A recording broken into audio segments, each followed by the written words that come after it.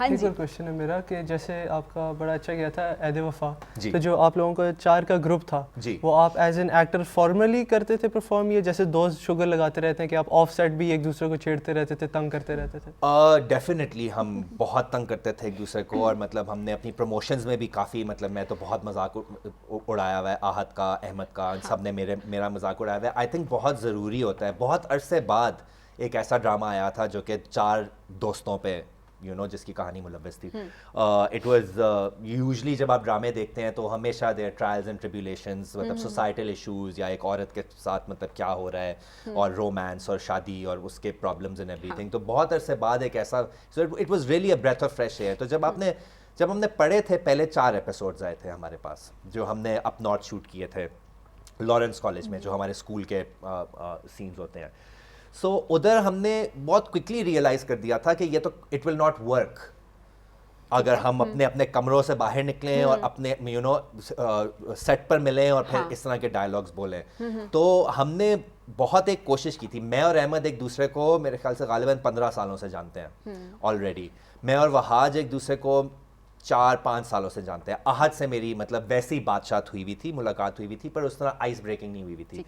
तो I think हम जब इकट्ठे, एक तो फ़ायदा भी ये था ना कि जब आप ऑन लोकेशन होते हैं समवेयर, जब जो आपके घर से काफ़ी दूर होता है, जिस तरह कुछ लोग कराची से आए हुए थे, लाहौर से आया हुआ था वहाज, हम लोग सारे मरी में इकट्ठे थे, तो आप काइंड ऑफ कंटेन्ड होते हैं ना एक जगह पर, तो फिर आपके पास और कुछ करने को नहीं होता एक्सेप्ट आपस में बात करना। और तो हमने वो आइस ब्रेकिंग मेरे ख्याल से 2 दिन पहले स्टार्ट कर दी थी, बिफोर आवर शूट स्टार्टेड। तो वो वैसी बातों बातों में शुगर लगाना, वो करना, फिर हम डायलॉग्स पढ़ते थे। बहुत ज़्यादा इम्प्रोवाइजेशंस हैं जो हमारे शुगली सीन्स हैं ऐद वफा, उनमें क्या कहते हैं। तो और वो इसीलिए हुए ना बिकॉज आपको पता होता है कि मेरे सामने जो है वो कंफर्टेबल है मेरे साथ, कि अगर मैं उसे कोई इन सीन कोई ऐसा पॉइंट मार दूंगा या कोई जुगतबाजी कर दूंगा तो वो रिएक्ट करेगा और वो भी जवाब दे देगा। तो बहुत इस तरह के मोमेंट्स थे। अच्छा, तो वही चीज़ है जो बॉन्डिंग और केमिस्ट्री आपकी ऑफ स्क्रीन बिल्ड हो जाती है, वो ऑन स्क्रीन नजर आ रही होती है उस तरह से। बिल्कुल। अच्छा जी, मुश्किल सवाल की तरफ मैं आती हूँ। मैं आपसे ज़रा मुश्किल सवाल करने लगी हूँ। बताइए। मुश्किल सवाल ये है, फेवरेट एक्टर जिसके साथ काम करने का सबसे ज़्यादा मज़ा आता है, कौन है आपके लिए अभी आजकल? आजकल एक्टर एंड एक्ट्रेस बोथ। मुझे आयजा के साथ बहुत मजा आया, चुपके चुपके में काम करने का। आयजा बाद में आई थी, पहले देयर वाज अनदर एक्ट्रेस जो कि चुपके की लीड थी, और वो बीच में हम लोग तो पिछले रमज़ान में चुपके ऑन एयर होना था, नॉट दिस रमज़ान।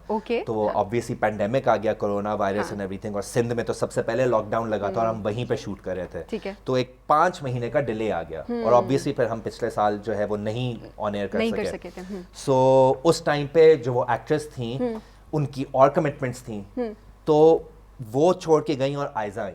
ठीक है। और आयजा ने अभी किया हुआ था मेरे पास तुम हो। आई डोंट नो आप लोगों ने वो ड्रामा देखा है कि नहीं, but it was a very serious drama in which she played a negative character. तो एकदम से, और आयजा ने मेरे ख्याल से 6-7-8 सालों से कॉमेडी नहीं की।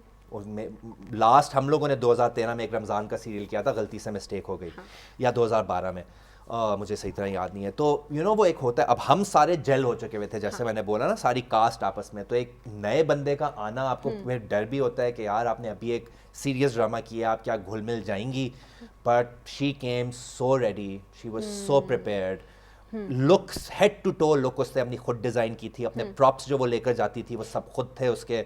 वो मतलब इतनी इन्वेस्टेड थी वो इस किरदार में कि जो वो पहले सीन के लिए आई उसे कुछ बोलने की ज़रूरत ही नहीं पड़ी। हमने कहा ये मीनू है, मतलब ये कोई अल्लाह मियाँ की तरफ से आया है कि एक हम तो किसी और एक्ट्रेस के साथ कर रहे थे, बट मतलब but she was born to play this role. बिल्कुल। और उस्मान, आयजा को भी बहुत लोगों ने एक्सेप्ट करने में इस तरह के रोल में बहुत मुश्किल पेश आई थी, क्योंकि मैं देख रही थी कि हमेशा, क्योंकि हमने उनको एक्सेप्ट किया हुआ है बहुत सीरियस रोल्स के लिए, रोते हुए या फिर कोई सीरियस एम्पावर्ड किस्म के इस तरह के वो रोल्स करती आ रही है, लेकिन एकदम से एक कॉमेडी करना और इस तरह का जॉली कैरेक्टर था उनका, तो उसको लोगों ने बहुत मुश्किल से एक्सेप्ट किया था। और सोशल मीडिया अगेन वहाँ पर बहुत लोगों ने ट्रोल भी किया, लेकिन एट द सेम टाइम जैसे ही 2-3-4 एपिसोड्स उसके गुजरे, उसके बाद लोगों ने भी एक्सेप्ट करना शुरू कर दिया। और आयजा की एक्टिंग इतनी ज़बरदस्त थी कि वो लोगों को एक्सेप्ट करवाया उन्होंने। बिल्कुल। सबसे पहले वो टिकटॉक्स जो नहीं बनते आपके जिसमें आप डायलॉग्स बनाते हैं, वो सबसे पहले आयजा के कैरेक्टर के बनना शुरू हुए, मीनू के। और मतलब उसने इतना अच्छा एक माहौल क्रिएट किया हुआ था, एक तो professional and then also such a kind hearted individual. You know, हमारे सेट पर किसी की सालगिरह होती थी या कोई ऐसा इवेंट होता था तो वो केक्स लाती थी सबके लिए. You know, तो अब ये छोटी छोटी चीज़ें होती हैं जो कि बॉन्डिंग, जो हमने अभी बहुत इन डेप्थ बात की कि बॉन्डिंग जो है उसकी वजह से आपका कैरेक्टर जो है वो स्ट्रांग होता है. मेरे साथ बैठना, मुझे साथ ही सबा कमर इज़ ऑल्सो वेरी सिमिलर. तो उनके साथ भी यही था कि मेरा पहला सीन था उनके साथ और उधर मैं बहुत लेट आया था क्योंकि मेरा कैरेक्टर मेरे ख्याल से गालिबन 17वें या 16वें एपिसोड में एंट्री मारता है बागी की.